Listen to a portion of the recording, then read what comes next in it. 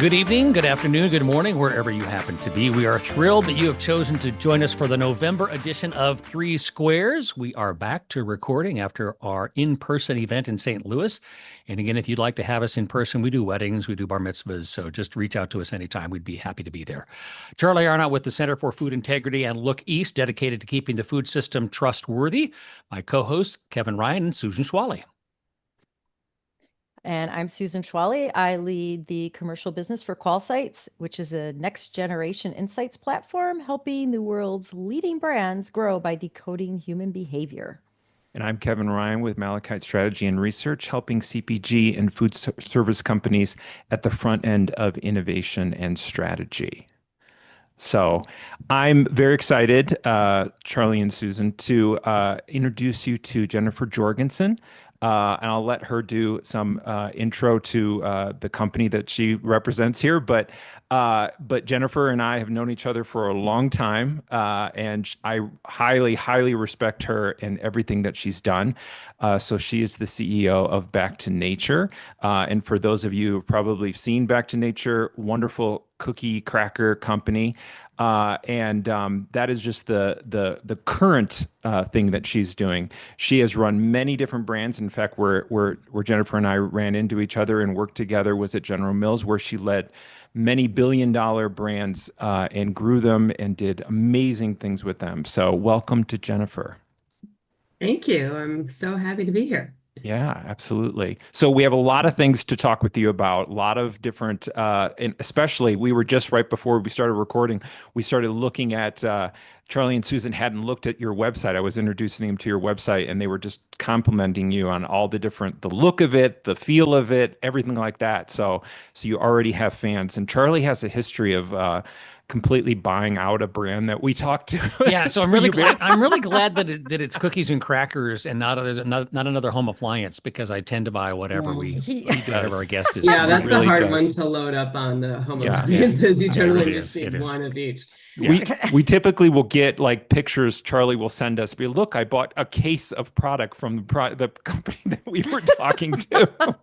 I'm an easy mark. Well, now I know not to send you free samples. Oh, well, your free samples are always good. Yeah. Whoa. I'm not. No, Charlie doesn't speak for me. I also want to go on record. I looked at the website before this call. That's true. Okay. That's true. Great. So, all right. Anyway, we digress. All right. We digress. And in fact, I mean, I want to kick off just by asking you a question. I mean, because, we were talking about the products that you have and the look that you have and everything like that. And so, as you know, innovation is something that I'm passionate about. So I'm just curious, just to start off the question for you, which is, I know that you've built brands at, many different areas and stages of growth.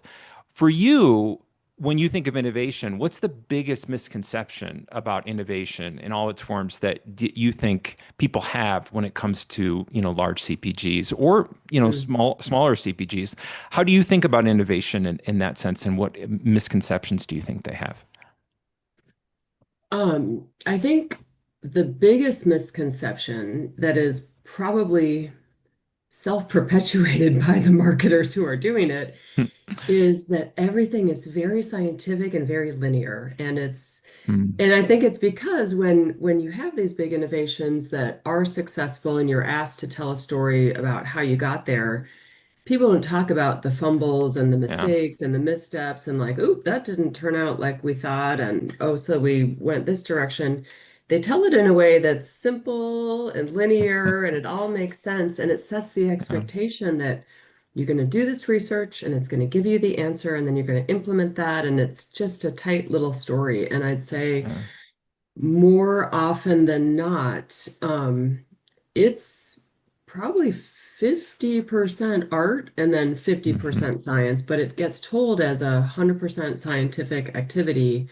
And we lose the art of listening and learning and being open to like interpreting the research in different ways. Sometimes research can be a problem and lead you down the wrong path because you didn't ask the question in the right way, or the consumer didn't answer it, because they didn't know what to say about what they want that they don't have.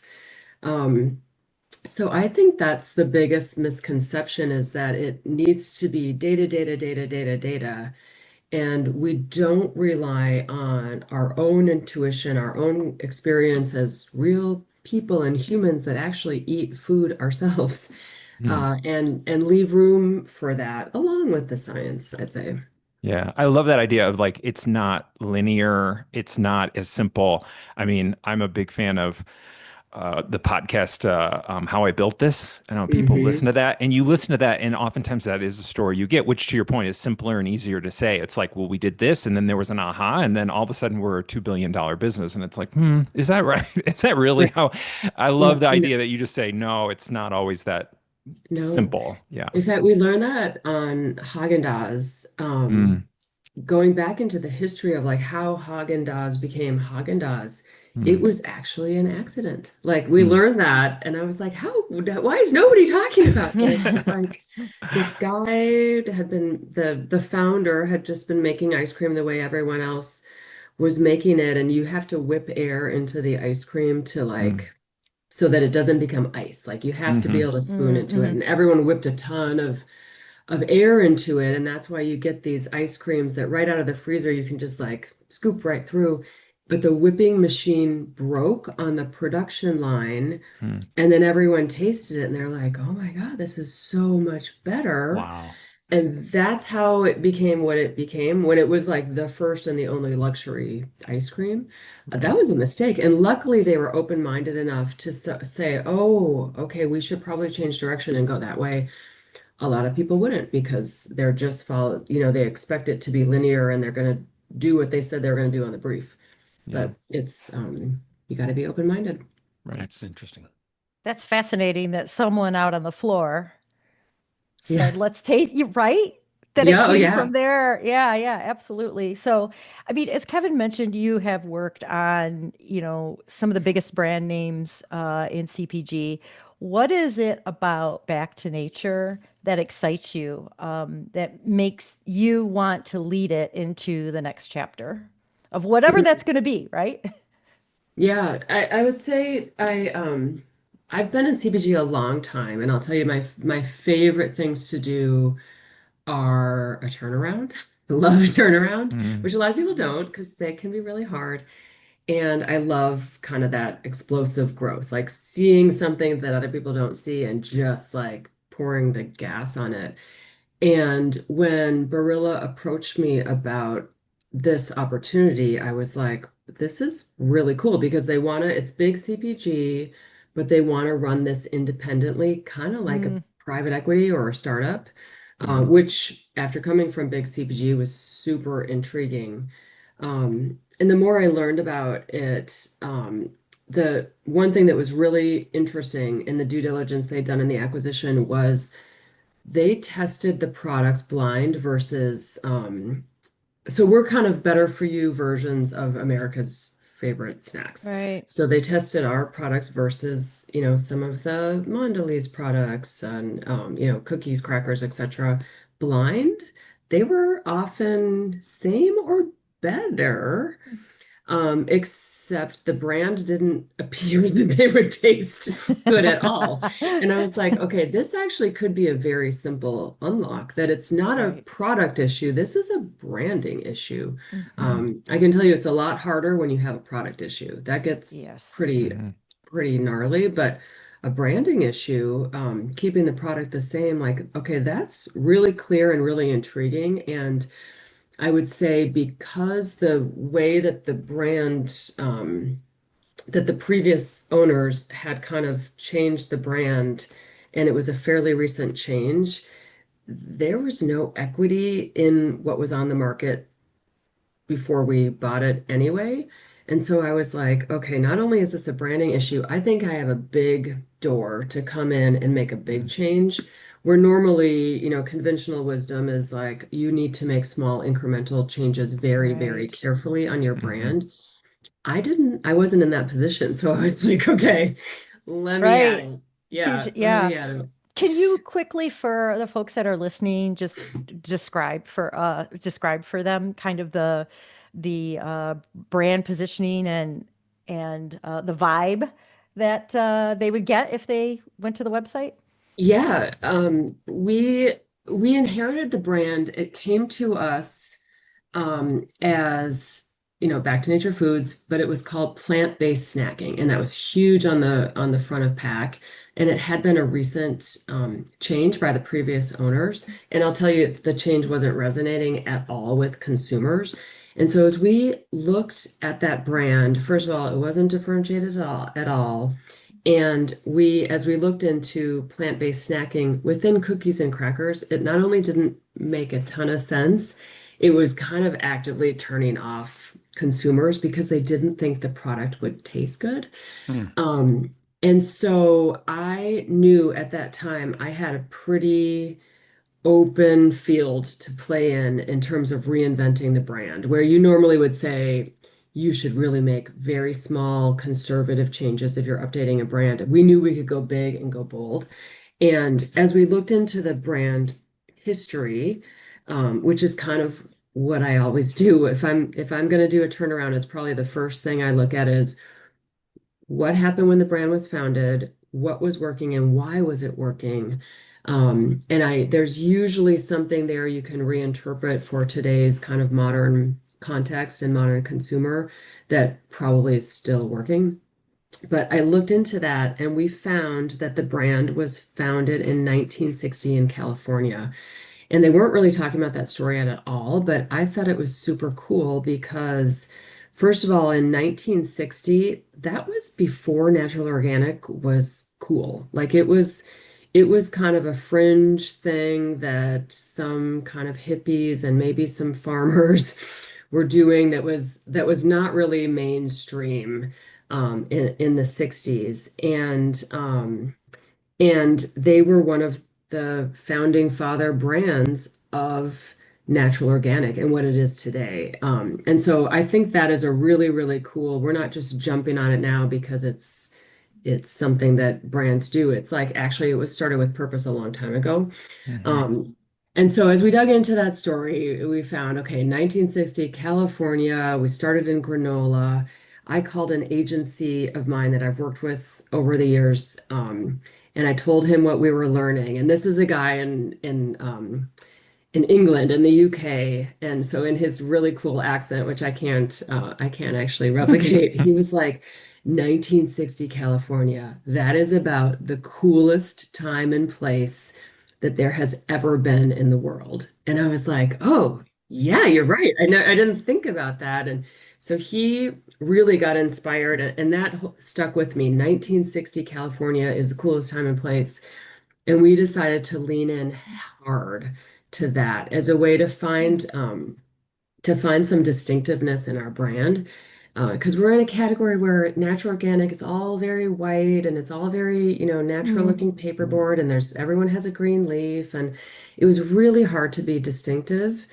And we wanted to create a brand that had personality and meaning. And so you've got to have some emotional depth there. And so we use that as our jumping off point. So you can see that in the font and the colors, even the things that we're saying. And we just are leaning into it really, really hard to create kind of this happy time and space. Like the world was a lot simpler back then. And food was simpler back then, and snacking was joyful back then. You weren't guilt laden, and you weren't really pressured to feel like you needed protein in your cracker or like kale in your cookie. You could just have a cookie and that would be okay. Yeah. Don't say the K word. Charlie sorry, has no- something against kale, so yeah. No shade to people that like protein in their crackers, by the way. But yeah, so we leaned into that, and it paid off. It paid off. And I think we are still at the beginning of building this brand, but we know it has some deep legs because we are founded, or the brand, we're linking back to something that's true and ownable. Well, you clearly tapped into some good vibrations. Good vibes, good times. Good vibrations. Charlie. A little Beach Boy theme here. Okay. So, this brand has obviously gone through a number of iterations and evolution over the last 60 years. But from your perspective, you've done this before. What do people commonly misunderstand about what turnaround actually requires inside a CPG? I was fascinated with your conversation about, it's art and science, but what has to happen? What do people not get when it comes to a turnaround? Um, well, I'll say within big CPG and even kind of where I am, it's entrepreneurial, but I'm owned by a big CPG.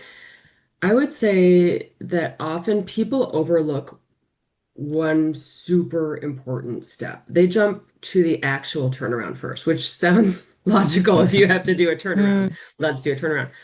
The most important step in a turnaround is actually getting stakeholder alignment. It is an internal problem to solve before you even dare to tackle the problem externally. And what I mean by that is I've learned over time that I didn't start this way, but I've kind of learned by trial and error that often, brands get led astray over time. It doesn't happen overnight. And there's a lot of baggage and a lot of history that comes with a brand that's not working well. And stories really, really linger for a long time. And so if you're on a team that has to turn something around, you most likely have a number of stakeholders that are surrounding you that all have a different internal belief about what the problem is. And the sales guy is going to think it's a packaging problem, and the marketer is going to think it's a problem with the quality, and the R&D guy thinks it's that we're not getting the merchandising right. And they all have power, and if you don't have the positional power, and even if you do, you really have to get that alignment. But if you don't get all your stakeholders to agree on what the problem is, you will never get agreement that you've solved the problem. Like Yeah. it's actually super simple. And I think it often gets overlooked. And so, I've learned over time that the first step really is problem diagnosis. And I would say, even if you walk in and you're like, I know what the problem is, it's worth taking your time because most likely you don't have alignment on what Yeah. that is. So that is Mhm. actually really a stakeholder management mhm, exercise, as well as, it's a discovery exercise too. Mhm. Um, but they always say like identifying the problem is 99% of the solution.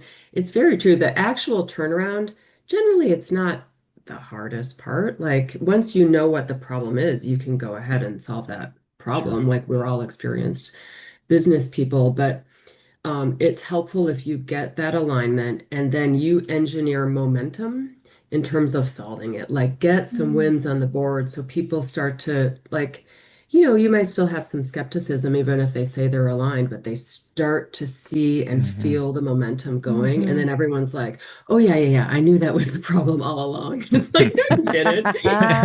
What? But I'd say that is a super important step that to do it well, you also have to get it to a place that's really simple. Yeah. So Mhm. again, if you get this alignment and everyone knows what the problem is, and it might be complicated, it might be really technical and complicated, but you have to engineer it often with a team of tens or hundreds of people that are touching this. And if you can't translate the knowledge and the vision and the strategy into something super super simple, you won't get it deployed the way you want it to get it Mm, deployed. Like people have to understand it has to be a rallying cry or a visual Right. or a sound bite that people know. Like if you ask them on any given, Thursday, what's the strategy for this turnaround? They need to know. They need to know off the top of their head. And I'd say in most cases, people don't. So it's not Yeah. only internal alignment, get the strategy, figure out how to solve the problem, and then package it and once again, it's internal marketing. Internal marketing on here's where we're going and how we're going to get there. And you need everyone to be on board in that execution. So as they make the day-to-day decisions in their own position, they are making it with the overall strategy in mind. It's Yeah. brilliant. The old saying, success has 1,000 parents and failure is an orphan. Oh mm. Right. yeah, totally. So Yeah, yeah, works out totally. well. I think we have time for one more question, Susan. Actually, Charlie, I thought your question about leadership was a really All right, nice I'll tie go with that into. one. Yeah, yeah, Good. go I with get that two in a one. row. Oh, I get a two You for this is do, you awesome. do, because Okay. I added extra one, so you Okay. get one now. Well, this is really, Jennifer, I mean, the insight you've provided has been phenomenal, but your career has taken you through lots of different roles. So, has your definition of leadership changed? And what do you see as some of the most important leadership learnings? And I think you may have already tapped into one in your last answer, but I would love to understand as you've gone through a variety of different positions with different companies over the course of your career, has your definition of leadership changed? What have some of the key learnings been? Yeah. Yeah, it's changed a lot. I started my career a long time ago in the early 90s, and the world was really, really different. Like you would join a company, and more often than not, you would stay there sometimes for your entire career. But if not, you'd stay there for a decade or more. And so all the incentives were about that long-term financial retention, because they wanted people to stay their home career. That's just not the way that it is today. And I think leadership has changed. It maybe hasn't changed enough, but it has changed because you no longer can take for granted that the team you have today is the team you're going to have in 10 years. Yeah. And so there's a focus that didn't need to be there back in those days on employee experience. Like, do they like their job? Like, that's actually super important because they might leave if they don't like it, if they don't feel the flexibility, if they're not feeling developed, if they don't see a path for growth. And so your role as a leader, like that is more important than ever. Like, are my employees having a good experience here? And what can I do as a leader to drive that and own that personally? And so we've taken steps at Back to Nature to make it a very different culture on purpose. And we reinforce that in very specific ways. But I would say still there are a lot of places that treat their employees like they're indentured servants, like they are going to stay forever. And it's like they have their own agency and can leave whenever they want. And so if you're forcing them to do something they don't want to do, that might be your answer. So anyway, that probably is too long of an answer, but I would say there is a need to focus on that, on making sure your employees feel inspired by where you're going. And sometimes that's purpose, and sometimes that's just winning. People want to feel like they're on a team that's winning. Yeah. And then empowering their teams because work has gotten so much more complicated. And the more kind of systems and data and AI and the way media is, playing, etc., it's so much more complicated that you cannot personally micromanage everything, and you shouldn't. You really need to empower and push decisions down and structure leadership in that way. So I'd say those are the things I've seen move the most over the last, I guess, 30 years. Yeah, great insight. Thank you for that. Yeah, Thank you. very much so. All right, Quizmaster Kevin, you are Yes. up. We should have some music for this transition. We should. Get- Why get- don't we we? get on We that, can't yeah. borrow Jeopardy, but we could do No. something. We could All do right, so something. this month, it is in honor of Thanksgiving. It is leftovers. And by leftovers, I mean all of the questions that over the last year I have thought about and then didn't fit the theme I was trying to go with that. Oh, so we're month. without a theme today. No theme. It's just leftovers of cool stuff that I have and I don't know where to put it. It's so casserole, Kevin. It is casserole, Ooh, exactly. So, Okay, here we go. Oh boy. first question. Most people have heard of the spork, which is a hybrid spoon and fork that's been around for centuries, actually. But it's trademarked in 1970 and popularized by KFC. However, there are many other hybrid utensils that have been around over the years.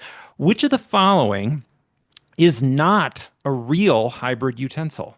So which is not a real one? Okay. Is it A, a spife, which is a type of hybrid utensil that combines the functions of a spoon and a knife, and it was created by Zespri, a New Zealand kiwi marketer, to make a utensil that could be easily used to cut and eat kiwi fruit? Is it B, the Fred, which stands for Field Ration Eating Device, a combination of a can opener, bottle opener, and spoon issued by the Australian Defence Force to its soldiers? Is it C, slurp sticks, a combination of chopstick and straw invented by a Taiwanese ramen shop in 2002, allowing diners to simultaneously, I guess not simultaneously, but eat noodles and then drink the broth without switching utensils? Or is it D, the knife fork, a combination of fork and pizza cutter that the inventor says is also useful for eating foods like meatloaf? Can I tell you how glad I am that I don't have to be a part of this quiz?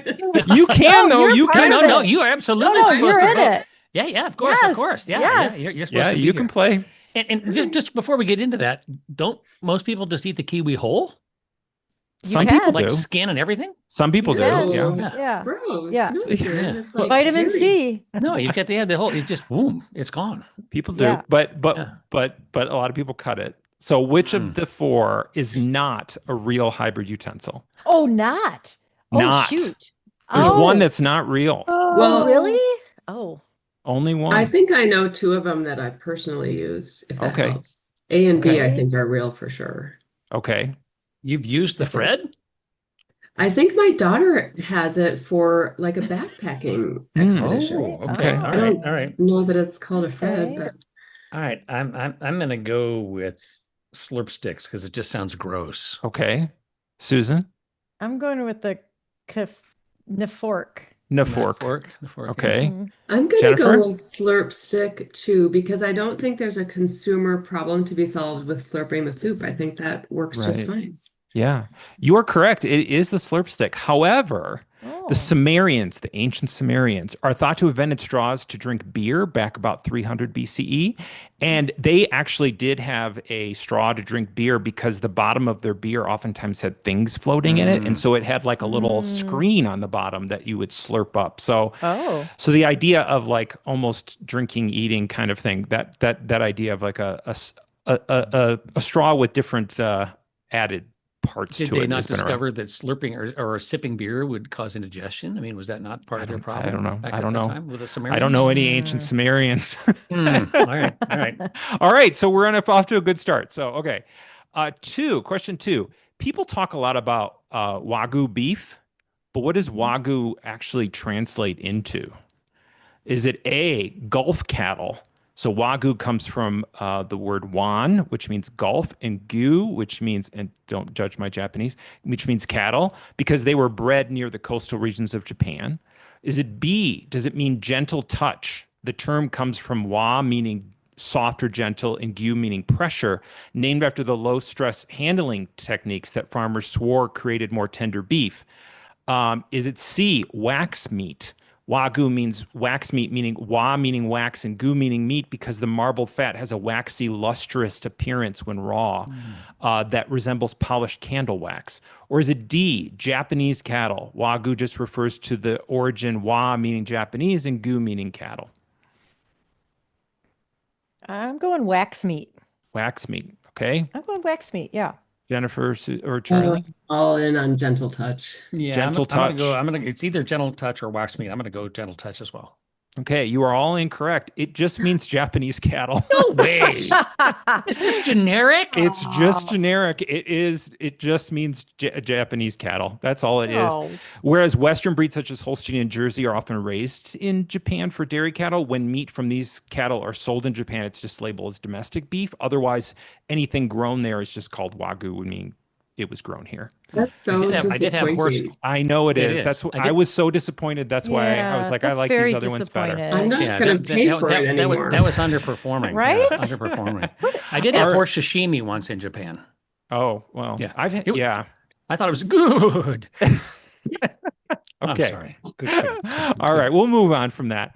Number 3, Richard Nixon has quite a few quirks. Oh, wait a We've minute. talked- How did we we've get talked Richard about this. Nixon here? I guess this truly is leftovers. It is This is leftovers leftovers, because I Charlie. had a All question about it like 4 months ago about Richard Nixon, and I had read so much about his eating habits that I had this extra question. Okay. Richard Nixon has had quite a few quirks when it came to food and eating. Which of the following is not true? So he had all of these, but which one didn't he have? So he had a lot of quirks. So which one didn't he have? Was it A, Nixon insisted that his lunches be cool or cold, so they were often things like aspics, cold salmon, or cottage cheese? Is it B, Nixon loved fancy wine, but disliked sharing it with guests to the point that he would have his waiters disguise the cheap wine with a kitchen towel when pouring wine and he drank the good stuff for himself? Was it C, for most of his presidency, Nixon banned soup at dinners because he once spilled soup on himself and felt embarrassed? Or is it D, Nixon was obsessed with lime jello, especially as a midnight snack, and he asked the kitchen staff to always have large bowls of lime jello available for late night eating? Which is not true. Well, D is reason enough to impeach him if he had an obsession for lime jello. I mean, you're out of here. You're out of here. But I don't think that's the one. Okay. I'm gonna go he banned soup. I don't think he would do that. Although he's quirky. I'm gonna say that's the one that's not true. Okay.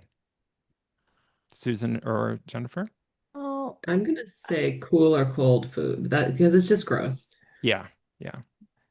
Susan? so I feel like cool or cold food, and you mentioned aspic, has a similarity to lime jello. So I'm going to Mm. say those two are the Oh. same.